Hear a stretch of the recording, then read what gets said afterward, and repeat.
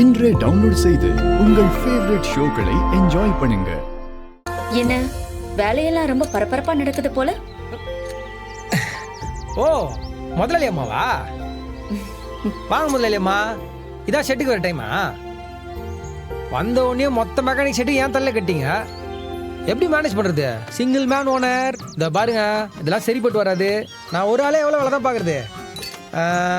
நம்ம ஊருக்கார பசங்க 2 பேர் இருக்கானுங்க, அவனுக்கு வேணா வேலைக்கு எடுத்துக்கலாமா? ஓகே தானே? ஏங்க தரமான பசங்க, காலையில் 6 மணி ஆனால் போதுங்க. ஓ, உங்களை மாதிரியே ஒயின் ஷாப்ல போய் நிப்பாங்களா? சாச்சா, அந்த மாதிரிலாம் ஒன்றும் இல்லைங்க. பின்ன முன்னாடியே வாங்கி பேக் பண்ணி வச்சுப்பாங்க, அப்படித்தானே? சாச்சா, தெளிவான பசங்க, அப்படியே என்ன மாதிரி ஃபுல் டெடிகேஷன். கட்டிங்கே போட்டாலும் கடமையே கண்ணா இருப்பானுங்க. மை வளர்ப்புங்க, வேலையே கத்தின்னு இருப்பானுங்க. வெளியில போய் கலாட்டம் பண்ண மாட்டானுங்க. ஏங்க, நீங்க ஒரு ஆள் பண்ற கலாட்டாவே போதும், இதுல மேற்கொண்டு 2 பேரா? வேண்டாம் சாமி. ஓனர் ரொம்ப பயப்படாதீங்க ஓனர். அதெல்லாம் அவனுங்க 10 மணிக்கு மேலே தான் பண்ணுவானுங்க, சொல்றது நம்புங்க. பட் ஆனால் தொழில் பண்ணுறதுல அந்த மாதிரி பண்ண மாட்டானுங்க. நைஸ் புள்ளிங்க, ரொம்ப நல்ல பசங்க. ரொம்ப ஷார்ப்பாக இருப்பானுங்க. பர்ஃபெக்ஷன் தான்.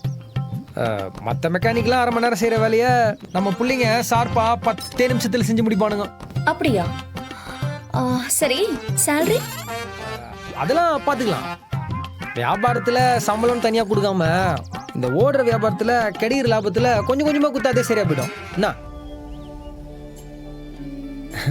அவங்களுக்கும் வேலை செய்கிறதுக்கு இன்ட்ரெஸ்ட் இருக்கும், ஷெட்டும் அவங்களுக்கு தானே ஒரு நினப்பு இருக்கும்ல. அஞ்சலி, இதுவும் நல்ல ஐடியா தானம்மா? நல்ல ஐடியா தான். சத்யா சொன்னா தப்பா போயிடுமா? சரி, நீங்க உங்களை வர சொல்லுங்க. ஏங்க என்ன சொல்றீங்க? இன்னும் 3 நாள் இங்க வந்துருவானுங்க பாருங்க. இப்போ அவங்க எங்க வேலை செய்யறாங்க? அவனுங்க இப்போ ஒரு மெக்கானிக் ஷெட்ல வேலை செய்யறானுங்க. அந்த முதலாளி ரொம்ப டார்ச்சர் பண்றானா, செம்ம ப்ரெஷர். அதான் நான் சொல்லிட்டேன்னு வேலையை தூக்கி போட்டு வர போறானுங்க. அப்போ நாளை பின்ன நான் ஏதாவது சொன்னாலும் இங்க இருந்து கிளம்பிடுவாங்க. ஏங்க அந்த மாதிரிலாம் ஒண்ணும் இல்லைங்க. நம்ம இருக்கிறதுல எப்படிங்க, நம்ம பசங்க அவனுங்க, நம்ம மேல அவ்வளவு மரியாதைங்க.